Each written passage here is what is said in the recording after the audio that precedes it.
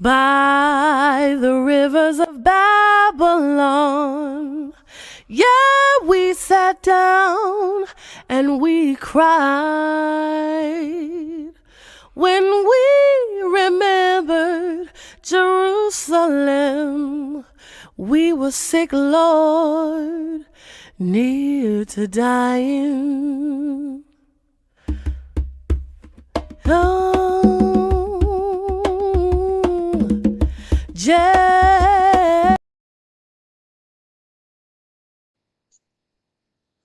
Okay. Shalom, shalom, family. Welcome to another Tanakh review. My name is Zurishaddai, one of the teachers of Congregation BINAH, CHOKMAH, located in the Red Hook section of Brooklyn, New York, giving all glory, honor, and praise to the Most High, King of the universe, for allowing us to be here once again. Early Shabbat Shalom to everyone out there. I pray that the Most High, Creator of heaven and earth, has blessed you with all of the endeavors of your heart and of your mind throughout this past week, and I pray that the Creator of heaven and earth will continue to guide, keep, and protect us. Thanking the Most High God once again for my life and the life of my family. Thanking the Most High God for the life of the leadership of the place, even my brother, Chief Prince Jediel Ben Yasasko. Also praying that the Most High God be with the Chief Levite in the midst of us, even Chief Kohat Ben Levi, and that the Most High God be with the entire congregation and all you listeners out there who might not be part of the congregation physically, but join us on a weekly basis. So praying that the Most High God will continue to bless you all, and we thank Him for all that He's done for us, and we acknowledge that He is God and God alone, and besides Him there is no Savior. So at this time we're going to move straight ahead, and we're going to continue with the as we do every week, and following the portion for the week, being that this past week we had the portion of Mishpatim. We're going to go into that now. So for that, I pass it on to one of my teachers and one of my mentors, even Nasik Zurishaddai Ben Yehudah. How are you, Nasik? All right, great. Baruch Hashem. First of all, I'd like to give praises to the Supreme Intelligent of the universe, God of my forefathers, God of Abraham, God of Isaac, God of Jacob. Due respect to the platform, we're on the D.C.B. channel platform. Spiritual lead, Chief Prince Ariel Ben Saska, to the host, Chief Uzael, to the Prince, Chief, Brother, Rabbinate, Kohanim, Maureen, brothers and sisters, greet you all and tell my forefathers, Shalom Aleichem, and early Shabbat Shalom. And I'd like to start off with Adonai, Septari, Takufia, Giti, Theaka. Oh Lord, down my lips, my mouth should declare that praise. We'll jump right into it. I had some technical difficulties, and as you can see, I'm out of town at this particular time up in New York City. Weather's a lot different from where I come from right now, but it's I have more enjoyment when I'm up here with a lot of people I see up here. Get a chance to visit my family up here, for us Israelite family and biological family that's up this way in New York. So to jump right into it, I want to just address one thing that Brother Don J brought out in reference to the revelation. Now, what that revelation about the how you see sound, voice, hear the voice of thunder, and then see thunder, and and hear the sound of light and stuff like that. That's the revelation is something that we can't describe. That's a one-time event that those people there realized it was astronomical. And as I said before, normally in the past, you have individuals that had revelations with the Creator. But out of all the individuals that ever had revelation with the Creator, the only one you could, allegate, actually might speak to, was the people beyond the Mount Bouge. A lot of times we think about the only one that God spoke to face was Moses. Moses actually got into a presence with the God Creator and being spoken on directly in that sense. But we as a nation and the mixed multitude that was there got that same revelation once. in our existence. And that's one of the greatest things, where miracles and signs and wonders, as I said in the past, only happen in locales and with individuals, a limited number. When you have a world standing still and a mixed multitude of people from every walk of life, and the nation of Israel was going to be entrusted with the obligation and duty of safeguarding the instructions of the Creator and represent holiness. That is a phenomenal thing in itself. Like I said, that revelation there was so unique that even when you talk about a holy nation, it doesn't mention the nation of Israel. It used the word going Kodosh, which is, holy people.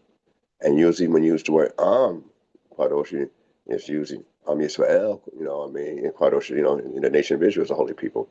But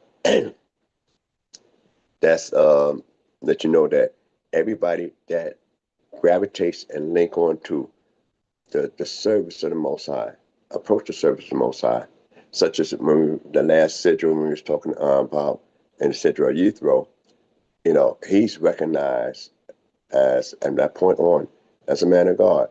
While I'm speaking on that point, we also have a lot of discussions about the elders at another congregation, and take some looking into in that sense, where about when it mentioned about the 70 elders, and we're going to read about 70 elders in this particular sidra. But to say that these are the same 70 elders that Moses had his spirit dropped on is different. And I limited to about, basically since Jethro had had a sacrifice and the elders ate of a sacrifice, and bread, how much would they really bring with them, for basically 70 people? Unless the sacrifice might have been a bullock or something like that, and everybody got a small bite and they had some bread and that's it, But or that could have been a miracle. But so I just want to make an adjustment and correction to one thing with my discussion going forward. But you could go further and look into that and see about the 70 elders, because we had a discussion about what one of the teachers mentioned about he could name the 70 elders, and he basically on the enumeration of Genesis, I believe the 46th chapter, he mentioned that offhand, and I don't quite see it that way, but nevertheless, he made his conjecture there, so you could further look it up, because you also have a female listed within that count as well.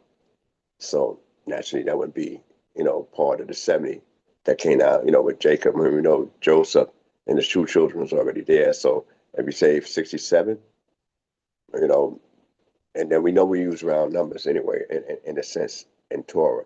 But just mentioning that, I think it would be a slight imbalance in that sense if we use that, kind of relationship in that sense. So, because some of the tribes, patriarchs, have more children than other tribes. So I think it would be a great imbalance in that sense. But anyway, that's another story. You could go further look into that. I just want to make those things clear. So now we're in this portion called Mishpatim, which means laws. Sometimes we say judgment, but it's actually a bunch of laws that's being enumerated here. And this in the book of Mishpatim, it starts from the 21st chapter of the Masoretic text, and it concludes at the end of the 24th chapter. Now, in this particular portion in the vision of Mishpatim, we have more laws than we normally enumerate. 613 laws, statutes, and judgments that's mentioned within the Tanakh in the first 5 books. Well, and just this little section alone, you can enumerate 53 different laws in this particular section. And what's uniquely about this particular section of Mishpatim is that you have more rabbinic discussion on this particular portion and variance than any other portion in the Chumash, in the first 5 books. And that's because you have so many variations. When you're dealing with laws and legal matters, you have so many different variations, as I might bring out going forward within. I'm only going to highlight a few things within it. Some of them basically based on my discussion with the brothers being up in New York. That's one of the things I really miss, being in the state of Florida, that I have more of a greater opportunity to discuss things firsthand with brothers and the various congregations in New York City. And with the discussions, I learn a lot, and I'm able to, be able to make a better presentation by being around, the brothers, when I get ready to talk such as this. So we'll jump into this, Mishpatim. Now, we left off the revelation at Mount Sinai. When we left off the revelation at Mount Sinai, that was the highest level we was at. And not only it was the highest level we was at, it ends, that particular portion ends with building an altar. Now, it gives you some civil laws, something that you come up with. A couple of other laws that's that overlaps into a civil area is, you could elaborate on all the laws, but basically I'm just going to bring out 2. The Shabbat itself, which is more of a religious observance in that area, so, and the sanctity is something that's already was there before we were sanctified as a people. The Shabbat is sanctified by the Creator in that sense. So, so that's one of the spiritual areas. And then when we think of the area of, coveting, desire, you say, well, wow, that's all a mental and spiritual concept. So we have those particular things there. And people know when they desire could be wrong. Imagination, and when you bring up an image of doing certain things, could be wrong. People know them, within themselves. We have the innate ability to perceive right and wrong. I might not be able to explain it all the time to the degree that's satisfactory to the next individual, but you could feel what is right and what's wrong. And when we get to this particular chapter, it talks about where Ele HaMishpatim. Now, what Ele HaMishpatim is, and these are the laws, or some books might translate as ordinances, that you must set before the people. And why now is a big difference. We had the revelation, we heard God speak, but that wasn't the end. And also, one great commentator, such as Sadia Gaon, he had lived, about, I believe, the 9th or 10th century, somewhere on there, of the Gonian period. He himself made a connection to all 16 laws, 613 laws can be enumerated from the first 10 that we read in Exodus, the 20th chapter. All 613 can be related. So anybody that's interested, you could just look at some of his writings concerning the connection between the 613 laws as it's connected to each one of those things that we had that's enumerated at Mount Sinai. What's interesting also is that when we get to this particular portion in Exodus, is that we ends the last revelation of Yethro about building an altar, build an altar to be able to offer up a sacrifice.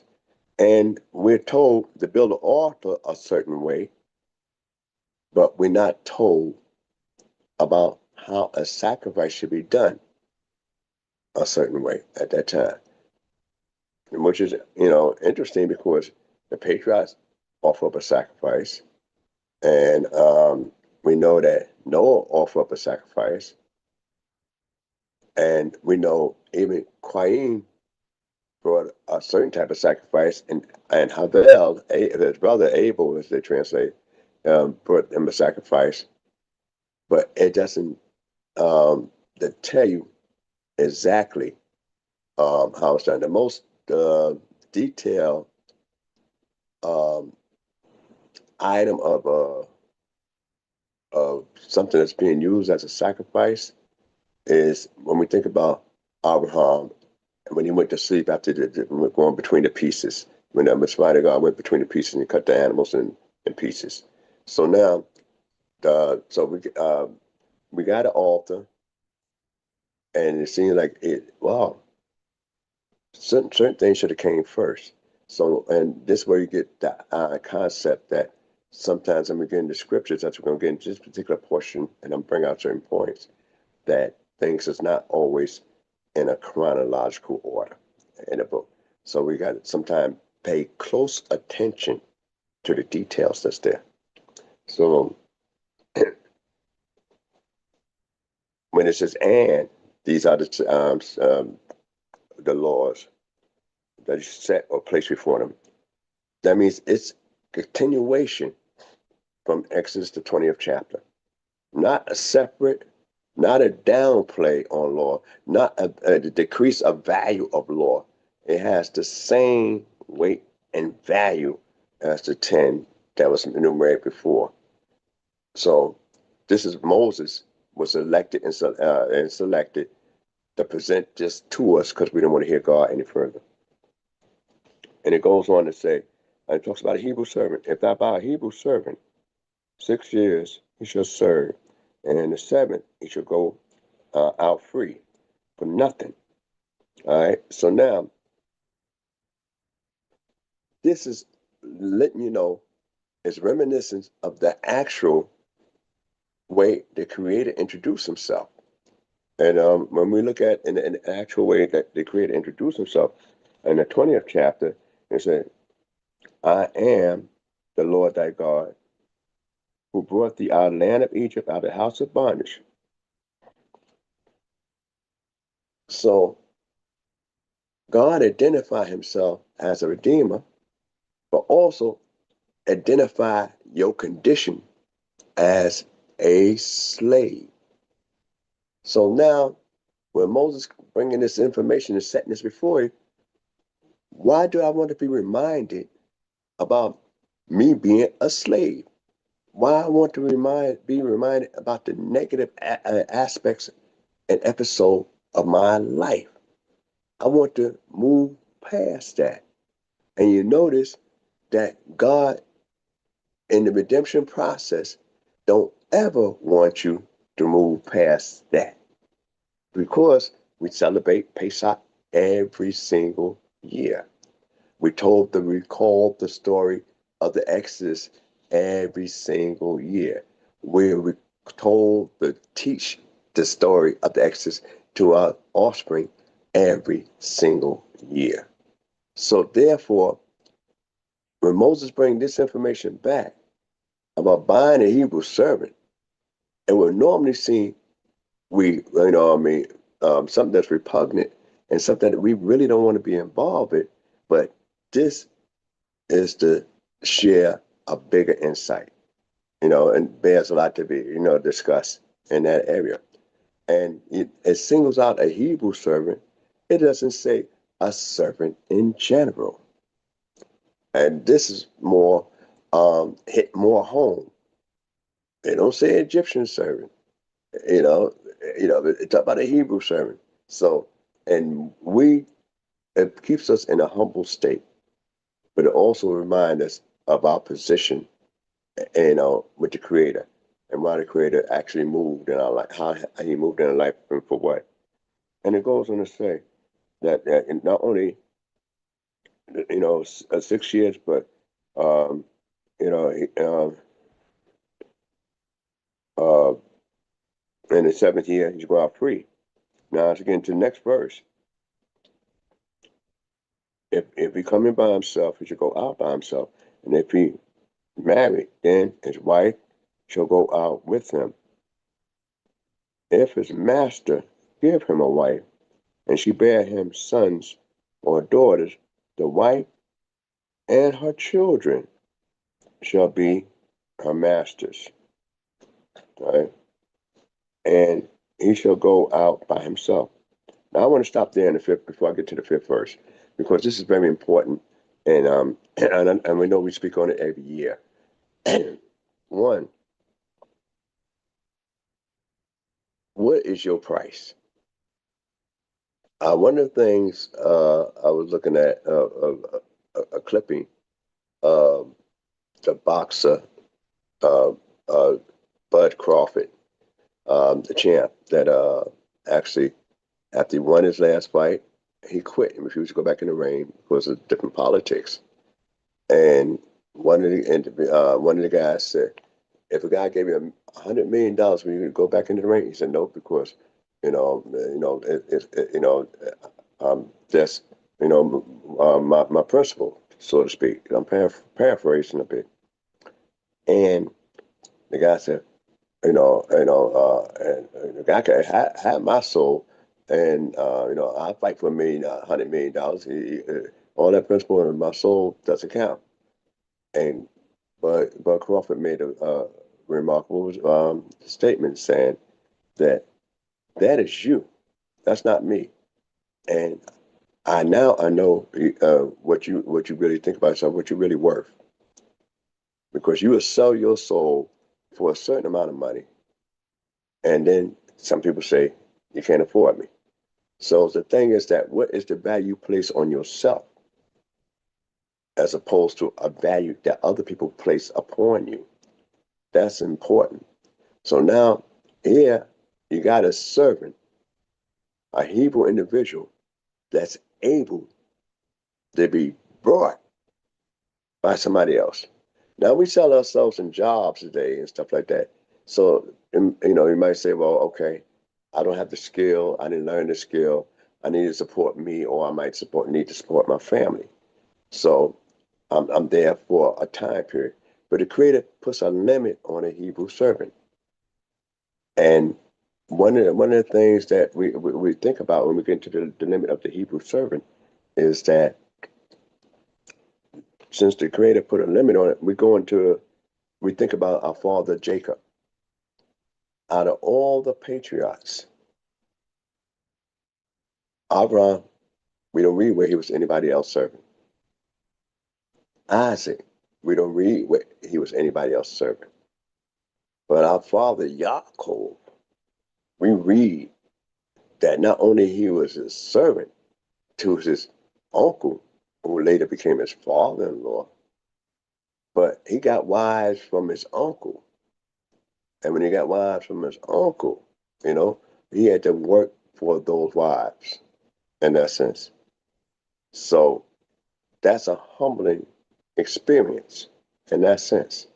When he come from a wealthy family, which is another story. I'm not going to go into that, but I'm just showing similarities in the mindset of an individual where you have a certain status and you reduce to another, a lower status.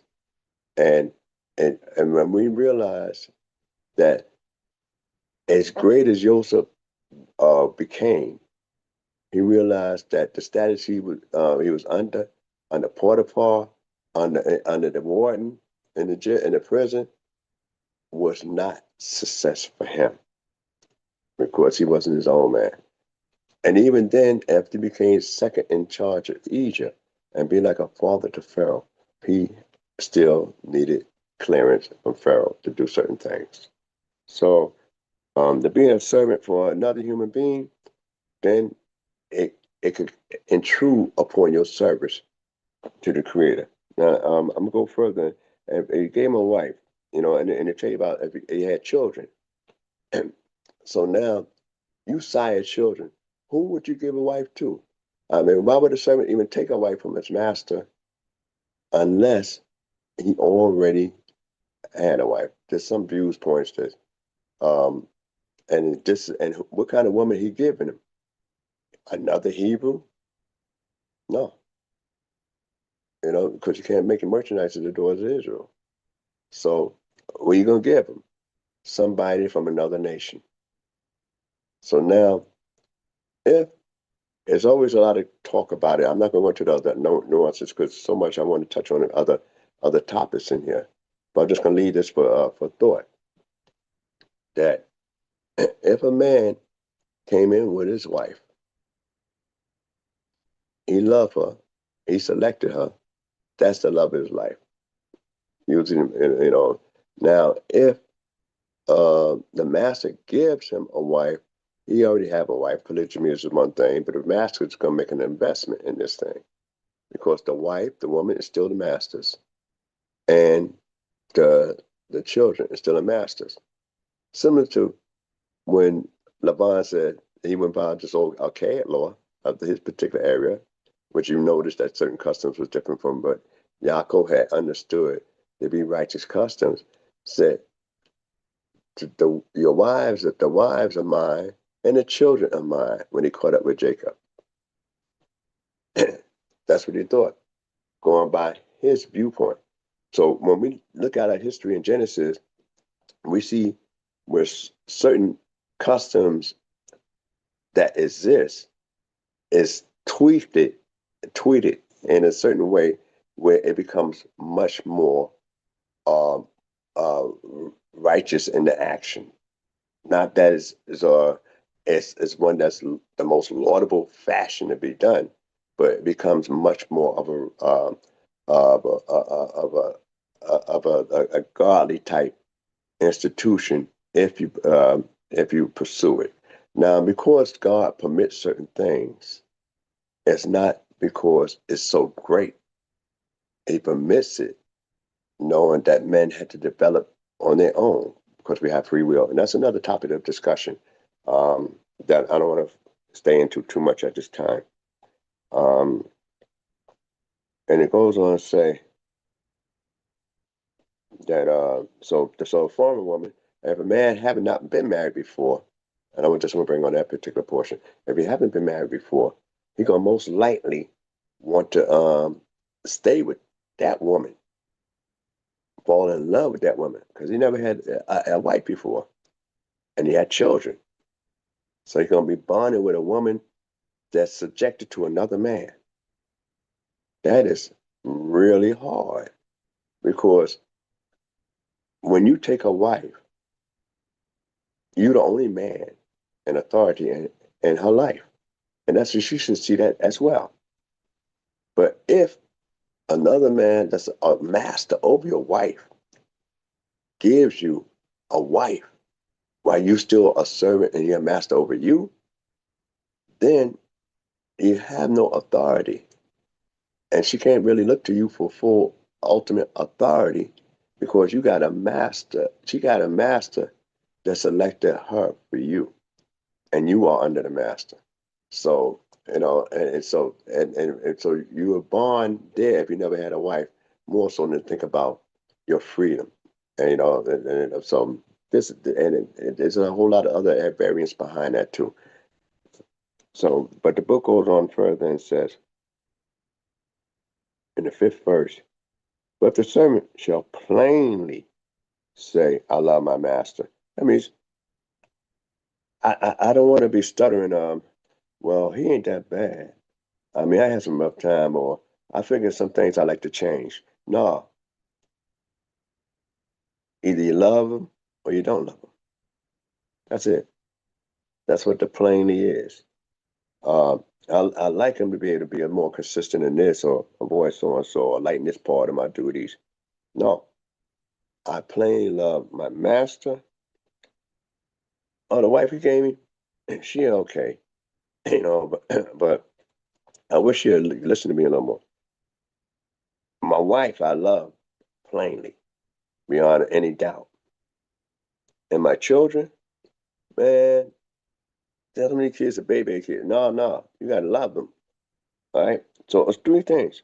I love my master, my wife, and my children. So you must love all of them without a will and a won't.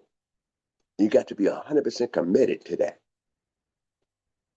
And say that plainly, you know, where leave no doubt. So you got to be convincing. There's no doubt.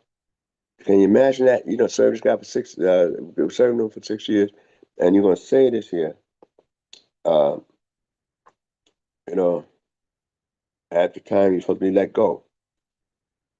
Then his master shall bring him unto God, and shall bring him to the door or unto the doorpost of his master, you know, and of the doorpost, and his master shall bore his ear through with an oar, and he shall serve him forever.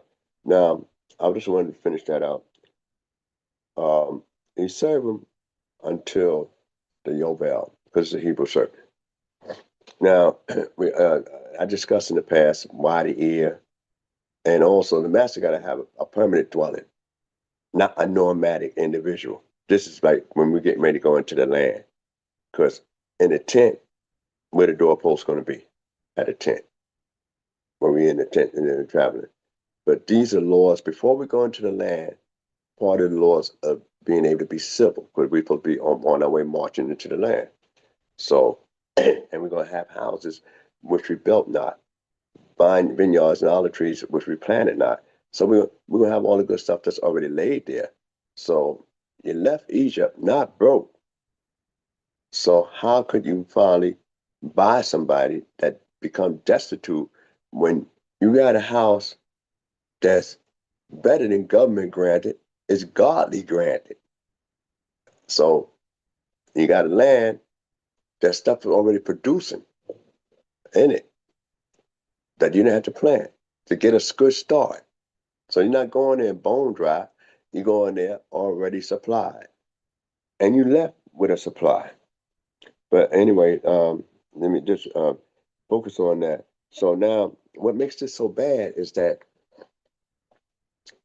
this actually winds up being you violating when you decide to serve a man until the Yovel, no matter how close it is.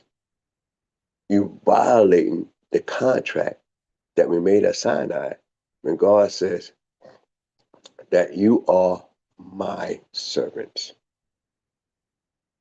So you're actually forfeiting the contract that we made at Sinai by becoming a servant of another individual. So we are responsible for that.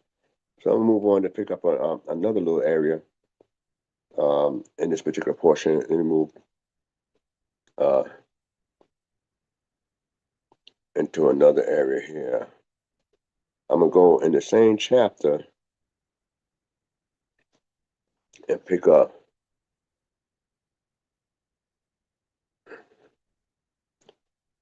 the 22nd verse. And I want to speak on that just a little bit. So I'm picking up some various laws here, and I want to speak on it. And each one you can spend hours on discussing with different variants. So in the 22nd chapter of 21st verse, 21st chapter, in the 22nd verse.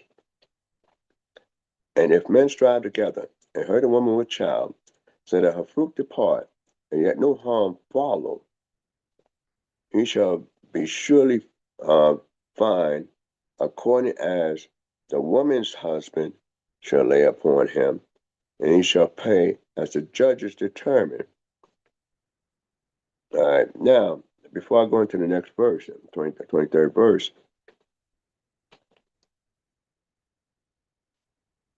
that lets you know it's a different status in a household, in a relationship. Power can be shared, but authority can't in a household. All right, you can't protect that which you have no authority over. So that being said, as we see in the scripture, the law coming from Moses is what the husband say, and then the judge gonna say, are you being fair? Men fighting, hurt a woman with a child. Now, there's a lot of viewpoints on this here, about if the fetus live or don't live.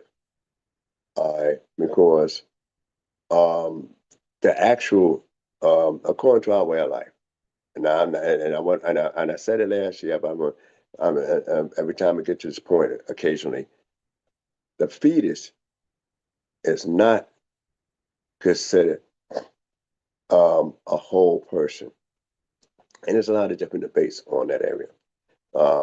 But basically, they all agree the fetus is not considered a live person. So they were going to a next level of discussion concerning the fetus. That's where the descriptions come in at. Now, I'm not advocating that you go and be, a pro abortion. I'm letting you know that according to the reading as we get into it, that the Torah don't consider the fetus on the same level of a child that's born, or another human being alive. So if she caused a miscarriage or it came down, whatever case, that's most times the child could die. Now, some rulings will say that the child come early. So it depends on what circles you come from that you discuss that. But in any event, the point is that, and on the side is that the woman is never asked what she think about the situation. Don't she carry it? It's shown here, and we see examples here that where the woman belongs to the man and the child belongs to a man. Today's standards, altogether difference. And they, a lot of people say, well, the book is written by men. Men inspired by God, and Moses, we selected Moses to bring us word back from God, because we know we met and understood that there is a real, true God at Mount Sinai. So we said, Moses, we had enough of hearing from God directly. You go up there. You don't want brothers out here anyway. You go up there. You got some juice, and come on back and tell us what God say. That's what we elected to do. Now, so one of the things is that that's always a big topic of discussion about abortion. Now, I know if a woman's carrying a child, and a child, it's a choice between bringing forth this child or her life being saved. Then naturally the child got to go. To save her life. And it seemed kind of hard because most mothers would try to say, I'm going to sacrifice my life for my child. What stage will you do that? So that's a lot of issues. That's why I said these laws could go so far on, and you could elaborate so much on these particular topics and laws that is phenomenal. And let's go look at another tangent on it. All right, so now that this woman, when we think about redemption, we don't even redeem a child. If a man have a firstborn, and I'm just bringing out certain laws that exist in the book, the child got to be the male child. His firstborn got to be at least 30 days old. Then you bring him up to the priest, and if you're going to redeem, say, this is my firstborn. It belongs to the Lord. The firstborn don't belong to me; it belongs to God.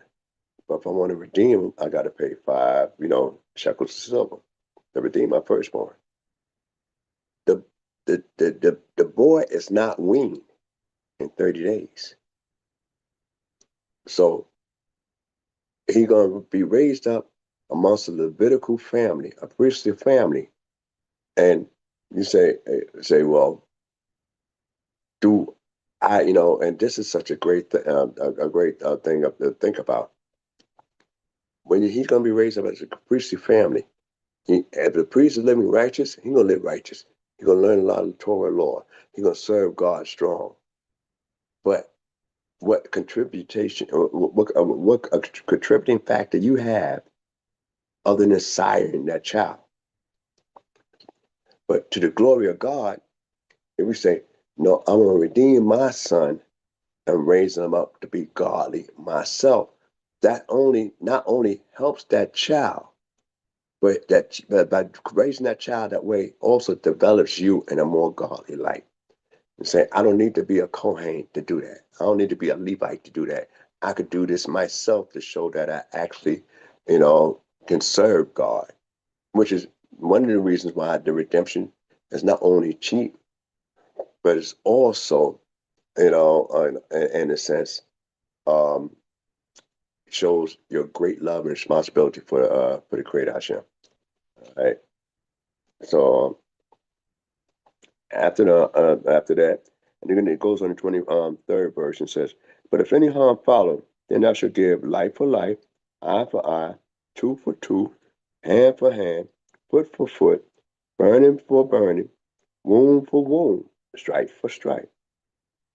Now, that's if it happens, any kind of harm, I always got to bring this out, the lex talionis, the law of the claw, the eye for eye. You take out somebody's eye, they got to take out your eye. That was the actual culture amongst a lot of ancient civilizations, and they found it to be just. But this guy uses his eyes to draw or navigate on the ocean, and you need both eyes. And you, the kind of work you do, all you do is just raise crops. So now, if you lost an eye as a farmer raising crops, it wouldn't be as bad as a guy that uses his eye, to navigate or to make a living as an artist, or as a watchman. So you pay the equivalent of it. And like I said, if we went by eye to eye, eye for eye, and we have a law set by that blood, for the blood of every beast, man life is required. That means you don't eat meat because you had to slaughter an animal. So it's meant compensation. And it's compensation according to the skill set of the next individual. And there's so many different variations that could say, because guys might have skills in other areas with their hands. They might need their legs in a different area, than that. So, so the feet, that all that is talking about a compensation that must be met. Or else, like I said before, if we go literal, and that's why you always have to have teachings, and that's why you got to have oral interpretation involved to a degree to elaborate, because that's what we all do in our various places of worship. We'll read, and then we look for some, explanation. So, oral interpretation is important because now, if one guy got one eye and you got two eyes, and he made you a one-eyed guy, you say, I got to get that eye. Then you made him blind. Then there's no even compensation ever done there because you still got one eye. And this guy only had one eye. And you took that one eye out. So you half blind and you made him full blind. Is that an even compensation? So that's very important to consider going forward. All right. Let me just skip on to another particular area here.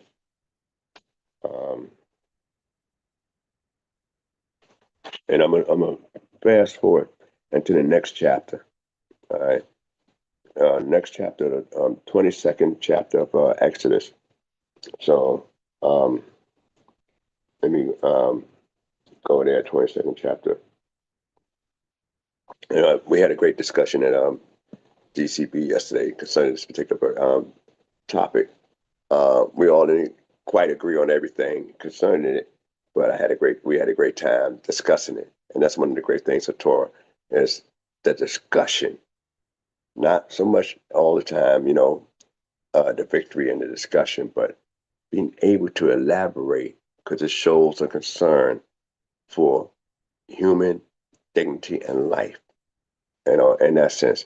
And it shows that you're trying to adhere to the laws and statutes of the Creator the best way you understand and know how. So that's why even if you say, well, okay, this guy had this view, that guy have another view. The thing is that we still focus on where our view coming from, and it's important enough for us to even involve and endeavor in that. So that's very important in the discussions. So that's why when we get into this particular portion here, in the first verse of the 22nd chapter. Now, and that's in the Masoretic text.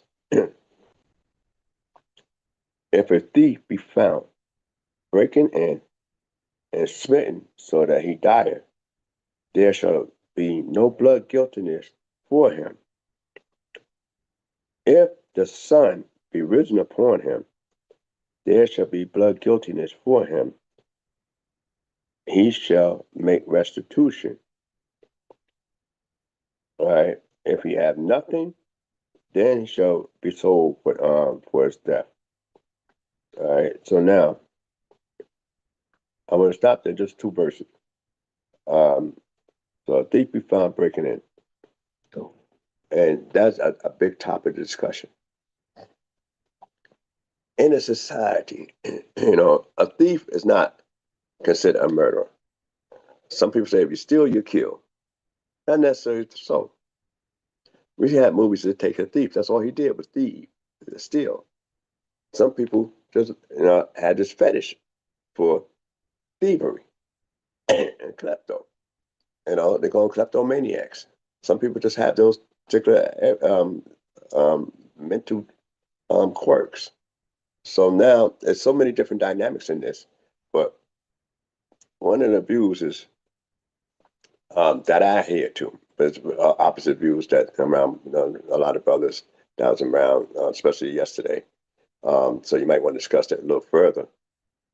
One of the things you brought out, we all agree the thief is in some place he's not supposed to be in. That's number one. We agree on that.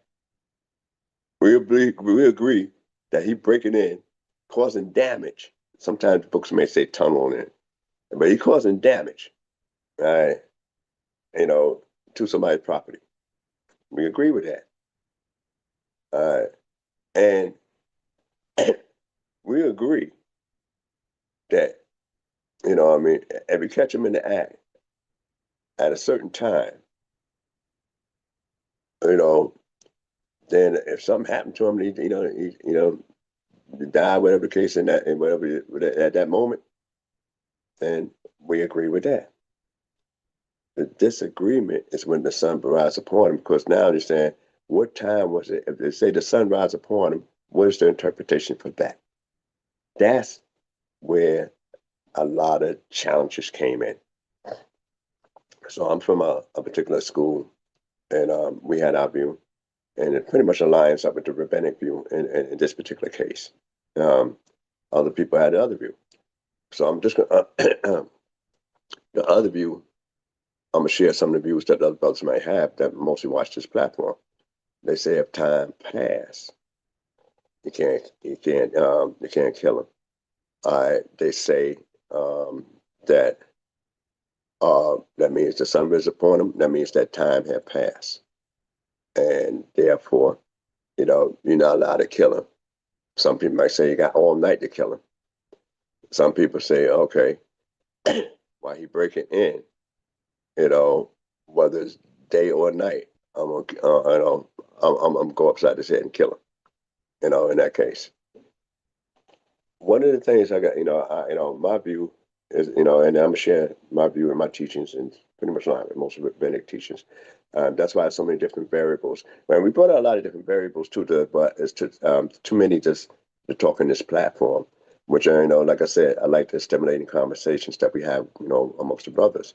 The different congregations I went to during Shabbat yesterday, and one of the things is that when you think about the guy breaking in, it says, why would you be? How could you be accountable when the sun is upon him? All right, and he's breaking in. Why would we be accountable then? First of all, we got to understand the actual scenario of, and this is what I bring out and present, that we are an agrarian society. Very few people in our nation was night workers. Very few. Most people work in the day in that society. And at the time the Torah was being written, you might have security, guards, or watchmen. They the ones might work, at night. But for the majority people, you figure, maybe 98% of the people, they work in the daytime. So now your property be left unattended back at home at night. You out in the fields, whatever you're doing, marketplace, whatever the case is. But one day you just happened to come in. The thief didn't catch you. You caught the thief. All right? You found him doing something. He didn't discover you in an uncompromised position. He didn't discover you in an uncompromised position. So since he didn't discover you in an uncompromised position, then if, at night, then, you're going to try to break in a place when you figure nobody's home. So, at night, if he's breaking in, then you heard him because for some reason, he might have heard you was out of town, visiting your in-laws, at that time. Now, I want to make a big distinction while I'm speaking on it now, as a thing speaking on it now. During the Shalosh Regalim, sometimes a guy might take his whole family, to the place that God chose for the Shalosh Regalim, the 3 pilgrimage times, like Pesach, Shavuot, or Sukkot. Most times it'd be Pesach or Sukkot, not so much Shavuot because it's just too short of a time for such a journey. So they might take the whole family, and they might cut the trip short, and within that time, or start off on their journey, a little late. So anyway, the thing is that if you in your home and a guy come in at night, then you can't really identify it. You feel threatened. So therefore, that's what it brings out the scenario that, you damage him and you hit him, and because you rose up on him, he didn't raise up on you. And the book make it clear that you find him. And so if you kill him at that time, it's one thing. Now, if it's daytime, you run up on him, and then we read in the book, a thief is shamed when he caught. All right, and not only that, not only the embarrassment, shame, humble when he's caught in hand, but also you read also in the book that men do not despise a thief if he steals because he's hungry. Don't make it right, but they don't despise him because of that.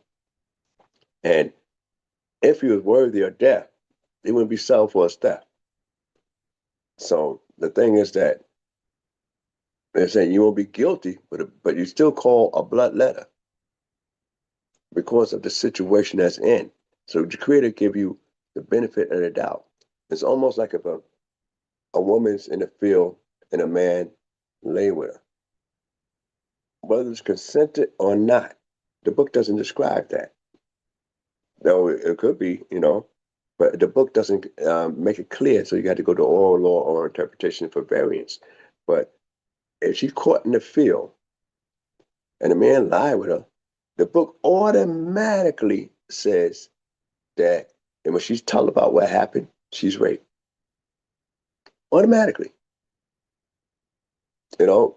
But in the city, automatically, if she don't cry out, you know, it is, she can be subject for playing a harlot and can reach, a certain penalty. It depends on the stage of the game when it happens. So there's a lot of barriers there. So it's those areas there that if the sun is upon them, it's not your job to apprehend. You can make a formal charge concerning the individual. Come on. Well, I'm gonna lock you and take you down to authority. I ain't gotta take you to authority. I know who you are. You know, we can have the authority and a bunch of people apprehend you. That's why we had cases and judges in courts. You know, you bring a charge against an individual, the guy said, okay, we got to get that individual in court for your charge to be substantiated. Not like America, you bring a charge, an individual, and the individual is incarcerated right away because of your allegation and charge. No, he's not incarcerated. He's brought to court, before the judges. When you be able to when they find him, you got to be there at the same time, and so you got court appearances, and we know where you at. This is the charges, thus and thus and thus. So this way our laws is. This is really one of the when lawyers really become, real good lawyers, they got to study this particular section of the book. That's why most Talmudic scholars, really focus so much in this particular section of the book, because a lot of variations in these laws. As I go further, and he sold for a step. So, and the thing is that when he sold for a step, that's if he can't pay, then that's his compensation. Now I want to go back to the first premise when a guy sold himself as a servant. He sold himself as a servant. He hard on his luck. Things that's not working out for him. The Torah that normally go, because this Shabbat, Mishpatim used to be around in the time of Shekalim, the Shabbat of Shekalim, and which is interesting because when we talk about 6 years he's serving, it's almost we coming to basically a 6 month before Yom Kippur, 12 months, because we approach it Mishpatim or Shekalim close to the Shekalim is actually during the month of Adar. But this is the Shabbat of Shekalim. So the Shabbat before the Rosh Chodesh come in is actually called Shekalim. I just want to bring that out. I neglected to bring that out earlier. Mishpatim came in this particular week. And also that when we deal with that, look at that particular area there, we find that that in the 6 month, like a 6 day, you can prepare for the prominent day, the Shabbat. Here, Adar, we're preparing, even though we have Purim that came in later, we're actually preparing for Pesach. The time of redemption, the time of our servitude. So, and also the shekel was basically for the one time was basically for not only the census but for the upkeep, use it for shepherds for census or war, and also part of the building of the Mishkan, and itself the tabernacle. Now, the difference is when the Torah that normally goes with this is the book of Jeremiah, and with the servant. And I want to bring back the servant because I meant to bring it out earlier while I'm talking about this particular guy that sold for his death because he's going to serve for 6 years. Not forever, but till the death is brought out, unless he could pay for it, and he got a price to pay for it. The thing is that when the last king that sat on the throne of Israel was Zedekiah, and they made a covenant. He made a covenant with the people and with God that they're going to get rid of the servants And I just want to read one little particular thing to bring out some highlights in that particular portion on the half Torah, and then I'm gonna get back to this particular portion here, and then there's one more topic I want to touch on. In the half Torah Jeremiah,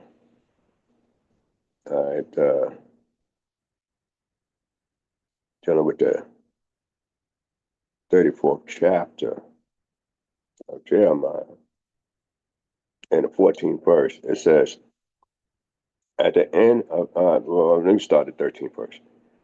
Thus said the Lord, the God of Israel, I made a covenant with your fathers in the day that I brought them forth out of the land of Egypt, out of the house of bondage, saying, at the end of 7 years, all right, at the end of 7 years, I want you to pay attention to that. Let every man, his brother, and let ye go every man, his brother, and Hebrew, which have been sold unto them. All right, and when he had served these 6 years, this guy got bad light in this area here. These 6 years. All right. So in other words, when we're getting to talk about this here particular area, so these 6 years, thou shalt let him go free from thee, but your fathers hearken not unto me, neither incline their ears. All right. So now, one of the things is when you think about that, and we look at this particular portion here. All right.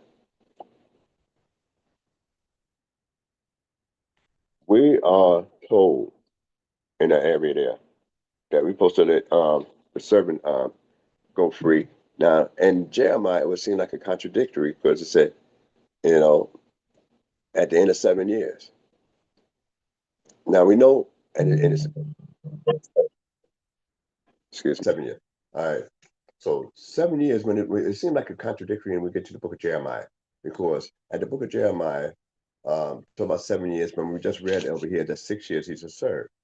But it used the word miches, like in the book of Genesis, miches at the end. All right. Every year have two ends, just like a stick got two ends. You got the first end and the latter end. So it's at the beginning end. That's why they created the prophet Jeremiah, who's saying, "Thus spoke the Lord," letting you know that it's only 6 years. It's not at the end of the 7 year. So I just want to bring those particular things out, and that that became an issue about servants in Israel a long time. So that means that we still wasn't trying to get rid of it and free ourselves from the servitude of having a servant. That we constantly kept a servant, and try to subjugate people. And the thing is that unlike other societies, if you take a guy sold for his theft, when a guy steal, not only is the person who lost the property is not compensated, the guy is put in jail, and when he's put in jail, he's demeaned, because we had to treat a Hebrew servant a certain way. Whether he's sold for his theft or not, we can't treat him like a foreigner as a Hebrew servant. So, though he was a thief, you can't treat him like a foreigner. We got to treat him with some dignity. So therefore, he's getting rehabilitated as working, learning the trade, and becoming still a youthful member of society, and he's departed with a severance pay. That's not the same as the institution that we are a part of today.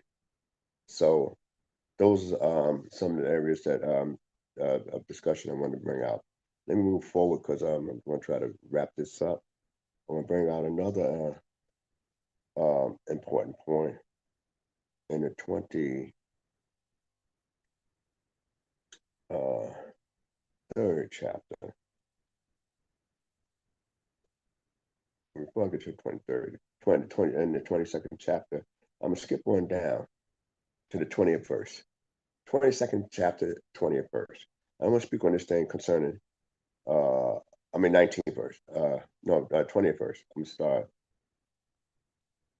I'll start here, the 20th verse, 22nd, 22 chapter, 22nd chapter, 20th verse. And a stranger shalt thou not wrong, neither shalt thou oppress him, for you are strangers in the land of Egypt.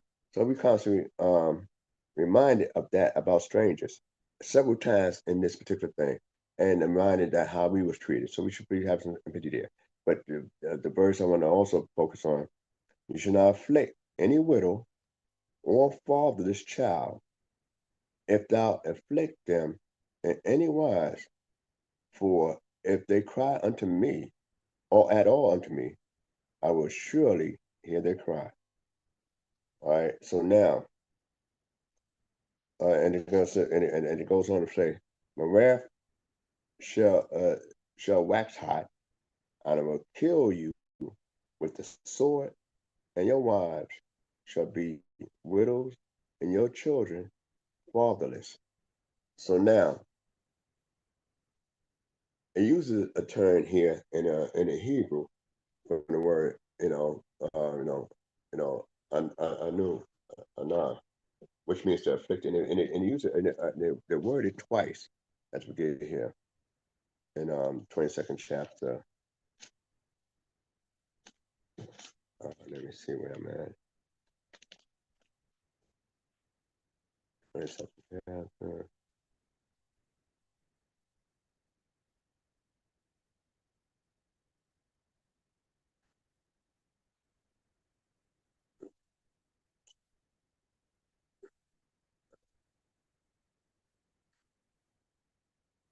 Just a moment here.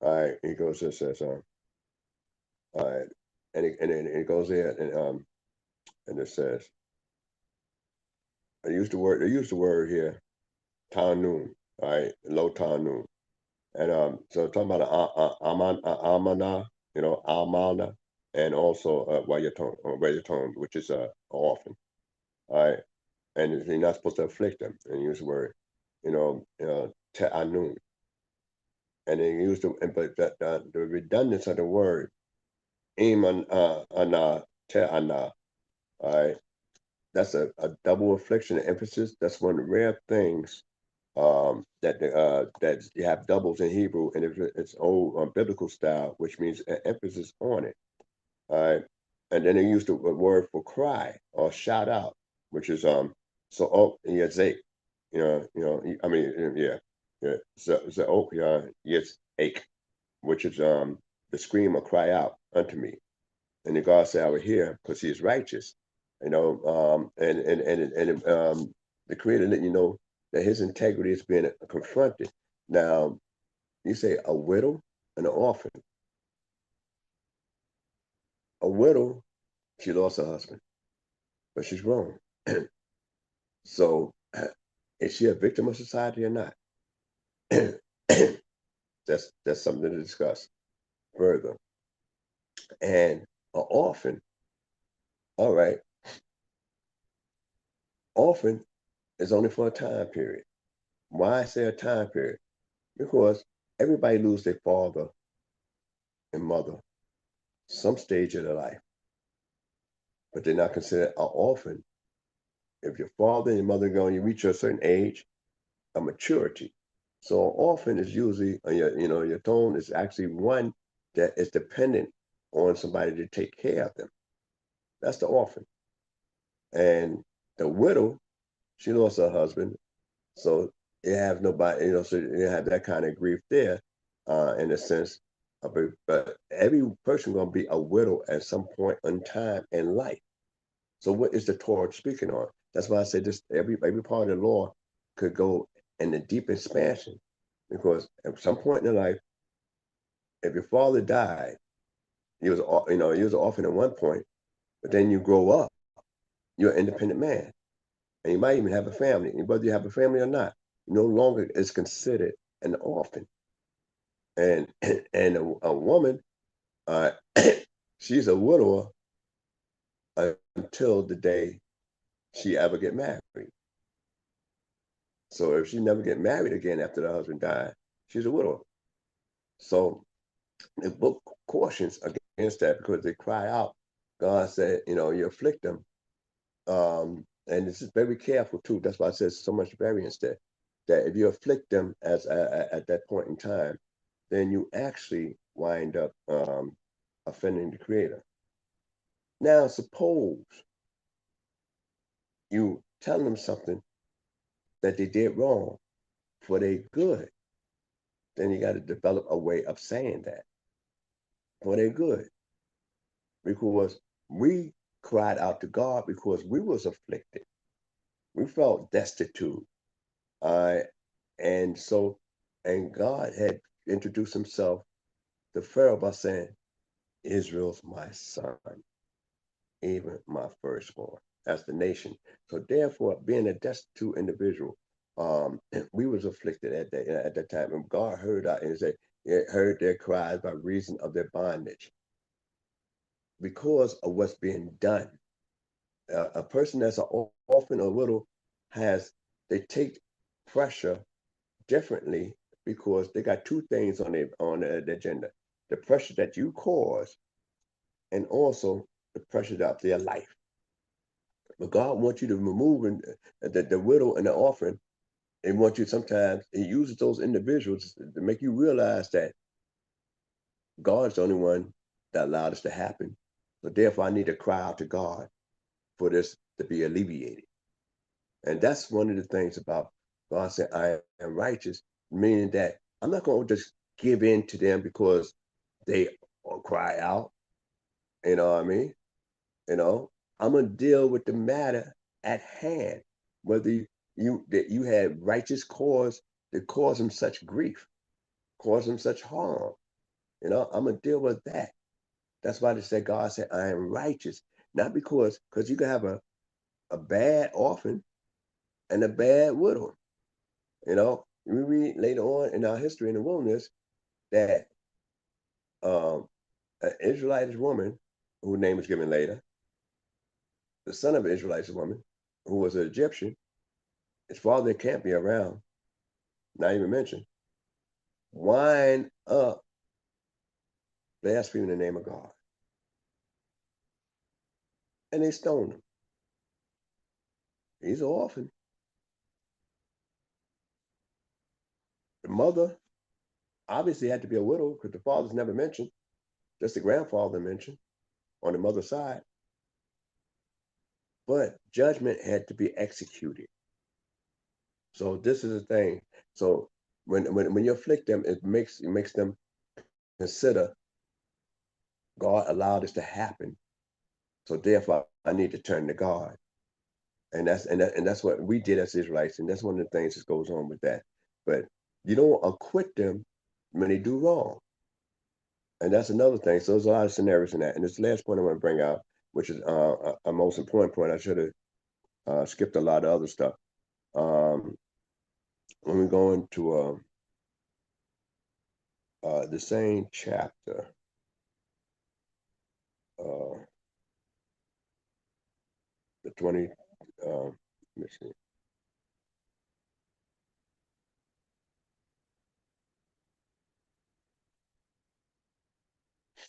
Same chapter, 23rd chapter. We're going to 23rd chapter and the Masoretic text, and take it from the top, those few verses, and I'm going to conclude there. And I'll try to touch on some things next week. 23rd chapter of this particular book of Exodus. "Thou shalt not utter a false report, nor put thy hand with the wicked to be an unrighteous witness. Thou shalt not follow a multitude to do evil, neither shalt thou bear witness in a cause to turn aside after a multitude to pervert justice, neither shalt thou favor a poor man in his cause." Now, this talking about basically a community agreement the majority, Israel has been known by a majority. When we have a court system, it's the majority rule. Hopefully they rule in righteousness, but it's a majority rule. That's the way the Israelite system works, and the majority. And you have a community. But first of all, let's go with the first part. Thou shalt not utter a false report. And you use the word lo tasa. We heard that in the Decalogue in the Exodus, the 20th chapter. But it says, and the word tasa itself in the Decalogue is used to mean the take. This is thou shalt not take the name of the Lord of God in vain. Here it means to receive. So if you're taking this like a receiver, but here the same word is used in the sense of receiving, a report. So now it brings out ethics and about judges and about witnesses. All this little area here, and I'm just going to be brief on it, just briefly. When we talk about ethics, you can't always avoid hearing things, and yet you're told by law not to receive those things. So it seems contradictory. And my ears work. You tell me something, and when you tell me something, my ears pick that up. But I'm told not to take it, not to receive that. So what does that mean? My ears work. I can't say I didn't hear that, but I could say I don't want to entertain that. That's the difference. So, now, a false report, and that's just dealing with a false report. All right. And then it, and that seems kind of simple at first. All right. Now the report could be true, but the way it's delivered. Now, I want to bring another scenario. When it says, "Put not thy hand with the wicked to be an unrighteous witness." You say, well, okay, with the wicked to be an unrighteous witness. You got to, tell you now, not he say, okay, look, I told you so and so did such and such to me. I told you that. Be my witness. I tell you that this happened such time. All right. Did I witness that? Now,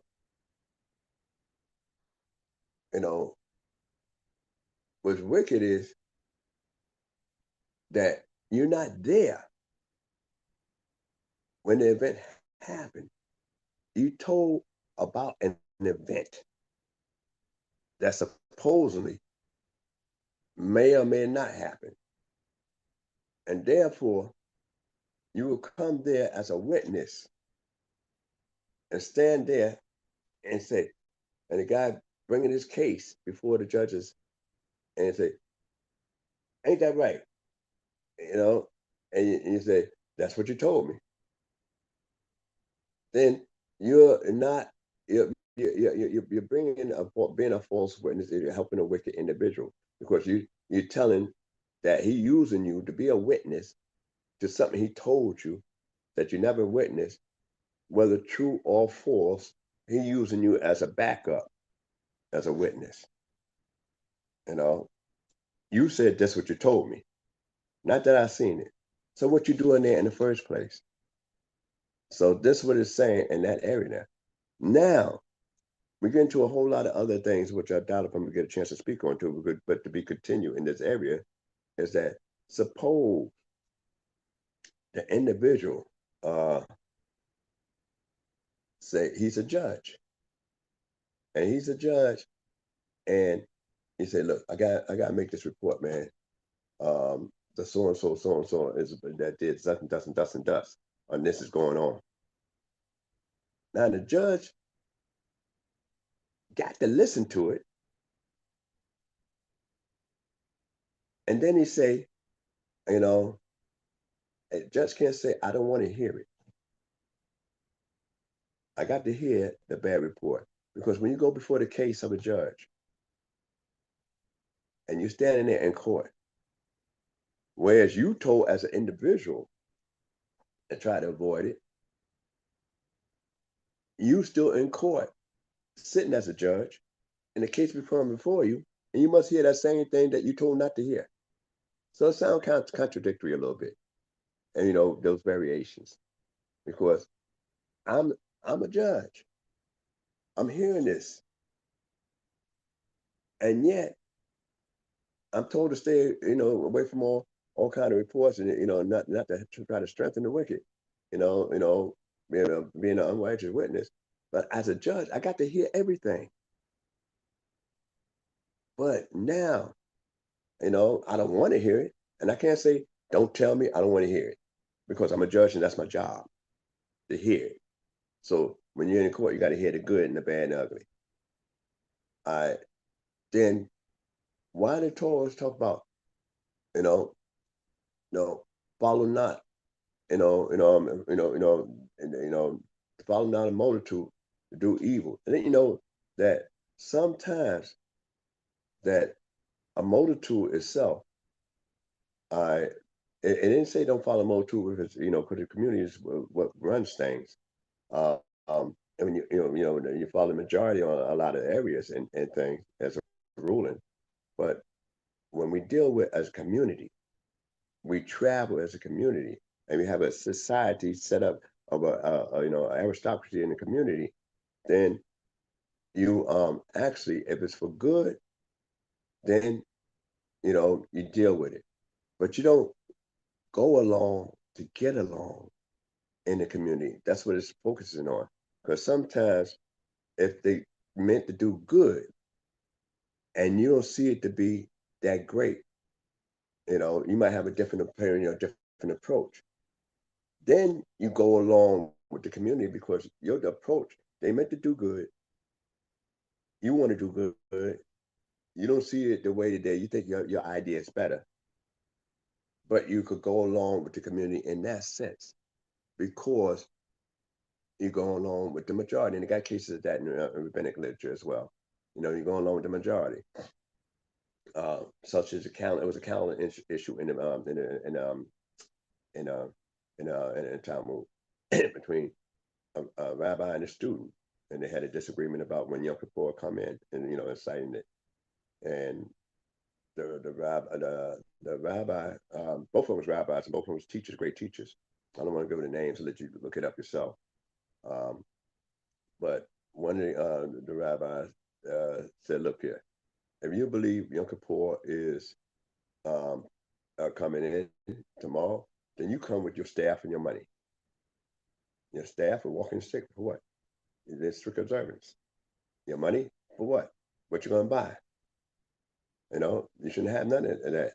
If you figure, if it's a day of atonement, you come in there with your words, a contrite heart, a broken spirit.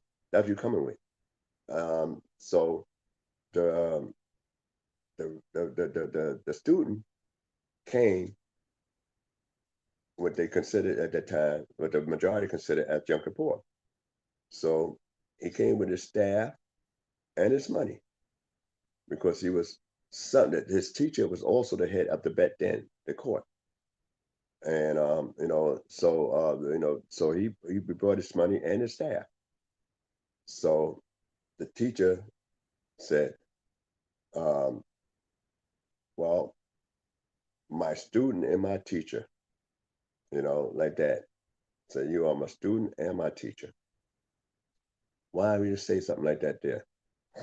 Because the student recognized that it's more important for the community to be on accord to do what is right than his little division of saying, I think that's not quite right, but you're trying to do right, but it's not quite right. But the majority of the community is doing this way. And so the rabbi acknowledged that he upheld the authority of the court, which is community, and he still had his view on it, that he firmly believed one way. But he didn't try to break up the community. He didn't try to start his own calendar. All he did was submit to the authority that existed as a community. And this is one of the things that, and there's a lot more to be said on this area here, but I'm going to bring this to a conclusion. And any questions, I'll visit it next week. And there's other little things to say here about the elders appearing before the Creator. And I might talk on that briefly next week as we go forward. So hope you got something out of what I said. Any mistakes been my own. And I'm going to greet everybody early. Shalom Aleichem and early Shabbat Shalom. And Torah Nasik, we thank you all for tuning in. And we pray that the Most High God, creator of heaven and earth, will bless each and every one of you. Shalom, shalom, and everyone have a blessed Shabbat night sleep. And we will see you in the AM. Shalom, shalom. Hallelujah. Let's get knowledge, wisdom, understanding. We'll do our standing. All praises to the Most High, His laws and commandments. The CHOKMAH BINAH here to push it through your speakers. Judgment, truth, and love should be coming from the leaders. Yeah, knowledge, wisdom, understanding. We'll do our standing. All praises to the Most High, His laws and commandments. The CHOKMAH BINAH here to push it through your speakers. Judgment, truth, and love should be coming from the leaders. Yeah.